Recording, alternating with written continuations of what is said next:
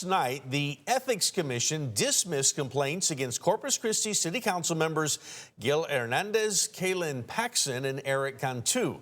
Now, those council members saying the whole thing is likely tied to the city's current political environment. This process has caused some in the community to wonder why the petition calling for the mayor's removal wasn't also passed on to the Ethics Commission instead of being handled by the City Council. Natalia Osuna spoke with council members and a local legal expert who explains why each process is different. Natalia?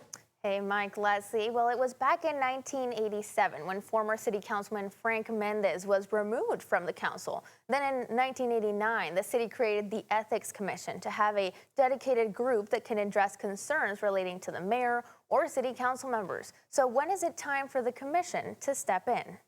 In Corpus Christi, a tense political climate surrounds City Hall, with ongoing efforts to remove the mayor and ethics complaints filed against city council members. It surprises me that it has come this far. One big question has emerged. When do complaints involving city officials go to the Ethics Commission, and when do they go to council? Any individual person can fill out a form with a complaint for an ethics violation. A petition for removal, which is a different process, that goes directly to the council, not to the Ethics Commission. Councilman Gil Hernandez says these are simply two separate tracks. And Councilman Eric Cantu says he preferred for City Council to oversee the process. I don't have confidence in the city attorney to do that. The city attorney, at the end of the day, works for 9 members of this council.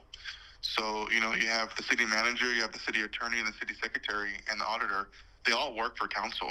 I felt that would have been putting them in a bad position. But some local experts believe that the current process to remove Mayor Paulette Guajardo is flawed in the hands of city council members. It's got several problems with it, both from a legal standpoint and from an ethical standpoint. Carlos Valdez is a former city and county attorney, DA, and judge weighing in. The city council can decide which way it wants to go, pointing out that the current structure could be problematic. When you have witnesses also sitting as judge and jury, it creates all kinds of ethical problems. That's why sending it to the Ethics Commission might have been, that's what the Ethics Commission is supposed to do. Might have been the best thing to do, but they decided not to. But Valdez says it all comes down to the framework in place. Ordinance is inartfully drafted. It was written inartfully well, and it's because they didn't consider a situation like this.